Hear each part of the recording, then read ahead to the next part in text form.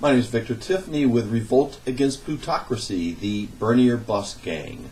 This is a video about voting and the 4 different kinds of votes somebody can cast on Election Day 2020. There is the protest vote, the act of revolution, the lesser of 2 evils vote, and waving the white flag of surrender. So let me take these in order. First, a protest vote. This is something Bernie Sanders actually advised against in 2020.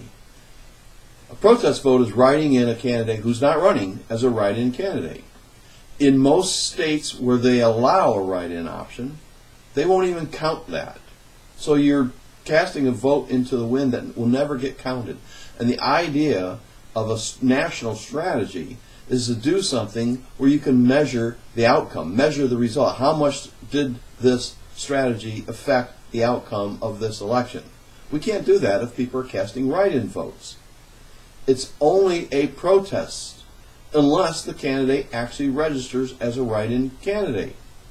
Then it would be an act of revolution. Let's say, for example, Bernie doesn't get the nomination, and a week after the DNC selects Joe Biden in smoke-filled rooms at the DNC at the convention in 2020, he drops dead of an aneurysm.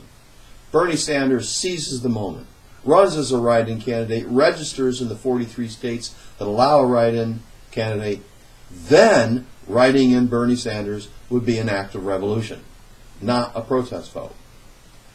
So we discourage protest votes. Bernie said in 2016, don't vote for the personality, vote for the policy.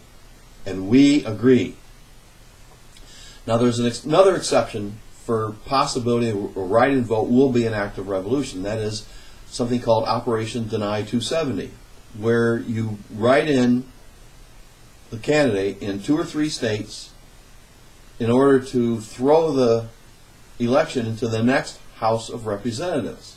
And that will make sense if there's enough Bernie-crats on the ballot, or even Green Party candidates on the ballot, to make it possible that the next House of Representatives would vote to make Bernie Sanders the next President of the United States. If there aren't enough, like there wasn't in 2016, it just doesn't make sense to undertake that. So let's say there are enough Bernie-crats in 2020 running, progressives running for the House of Representatives. They're on the ballot. They won their primary, and there's a real chance, if Bernie's not the nominee, there's a real chance of sending the election into the House and having the House elect Bernie Sanders. So, obviously, one state to do this in would be Vermont. And they announced Vermont early on election night, the outcome of Vermont. If it's not Bernie Sanders, then the rest of the country should drop that policy. If it doesn't work in Vermont, it's not going to work in California, it's not going to work in Pennsylvania. At that point, you're casting protest votes. You're wasting an opportunity for revolution. It's like walking by someone holding out a $100 bill for you to handle and say, no thanks, I'm going to protest your $100 bill. Revolutionary vote is voting for a third-party candidate, voting for a progressive as a legitimate candidate. That might be Green Party this time. That might be Socialist Party, maybe Justice Party. Any progressive third-party candidate. That's the or bust option of 2020, and we changed it this time because we wanted to do something smarter. We don't want to protest. This isn't about a protest movement. You can protest 365 days a year. You get to vote, cast a revolutionary vote once every 4 years. Let's not waste it. The other 2 votes are, of course, lesser evil. There was 10% of Bernie or busters who we polled who voted for Hillary Clinton. They were voting for the lesser of 2 evils, they thought. In our opinion, they voted for the greater of 2 quote-unquote evils, the greater of 2 very dangerous candidates. At any rate, Bernie or bust is a rebellion and an electoral revolt against voting for evil. All Bernie or bust is on this time around is voting on November 3rd for a progressive candidate. That's it. You're going to vote your conscience. You're not going to vote for the lesser of 2 evils, whether it's Trump or the Democrat. And finally, there's surrender. Our understanding is that there's a Bernie or bust generation out there. Now, we're not stupid enough to believe that that would be 8.89 or more million people, the entire group of first-time voters.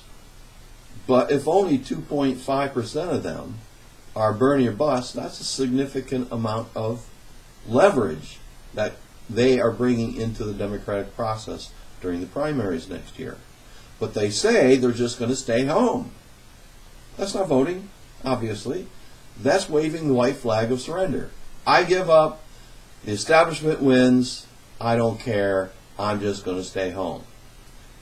Or bust never was about staying home. The header on our website depicts the act of voting. Somebody's old-fashioned paper ballot voting. Somebody stuffing a ballot into a ballot box.